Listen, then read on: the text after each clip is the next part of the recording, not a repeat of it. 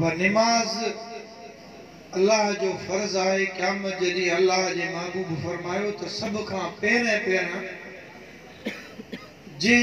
जेको सवाल कयो वेंदो निमाज जे मुतालिक रब पुछा कंदो। बाना मुंहिंजी निमाज जेका निमाज मूं तव्हां जे मथां फर्ज कई उहा केतिरी मोहब्बत सां ऐं कीअं अदा कई। कहिड़ो जवाब ॾींदे जॾहिं तुंहिंजे अमलनि में निमाज न हूंदी। बेनिमाज़ी जे लाइ क़ुरान शरीफ़ में भी ईअं आहे ऐं बुज़ुर्गनि वॾो ताकीद कयो आहे। अल्लाह ताला फरमायो अक़ीमुस सलात वला तकूनु मिनल मुशरिकीन। निमाज कायम कयो ऐं मुशरिकनि मां न थियो। जुमलो समझो, आयत जी माना इहा आई आहे निमाज कायम कयो ऐं मुशरिकनि मां न थियो। छा मतलब? माना मोमिन निमाज कायम ही कंदो आहे। जेको कायम निमाज न करे वो गोया के मुशरिकनि जे ज़ुमरे में अची थो वञे। ऐं बुजुर्गनि हीअं बि फरमायो आहे त बेनिमाज़ी के मुसलमाननि जे कब्रिस्तान में भी दफन न कजे।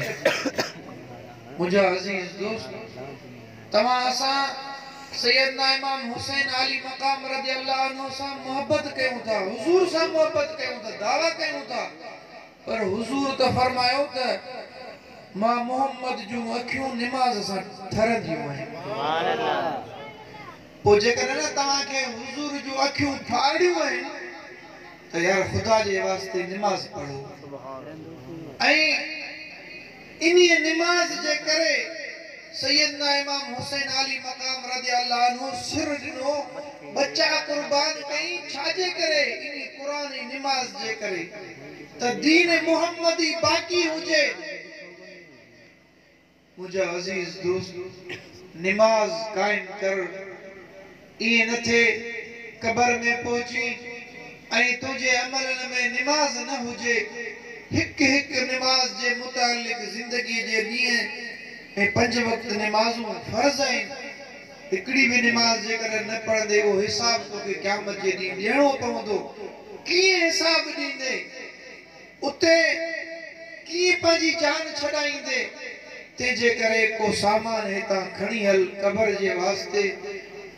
निमाज कायम कयो, निमाज पढ़ो। असल में हिकड़ो उसूल भी आहे, इन्नल मुहिब्ब लिमन युहिब्ब मुतीउ।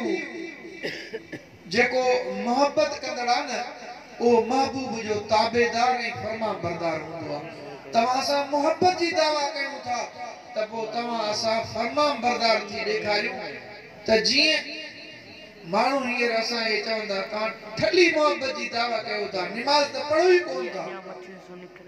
मुंहिंजा अजीज दोस्त, जेकॾहिं तूं निमाज पढ़ी बेनिमाज़ी न हुजी त माण्हू छो ई चवनि। आशिक़ रसूल जी निशानी पहिरीं इहा त निमाज़ी हूंदो। अल्लाह ताला तव्हां असांखे अमल जी तौफ़ीक़ अता फरमाए।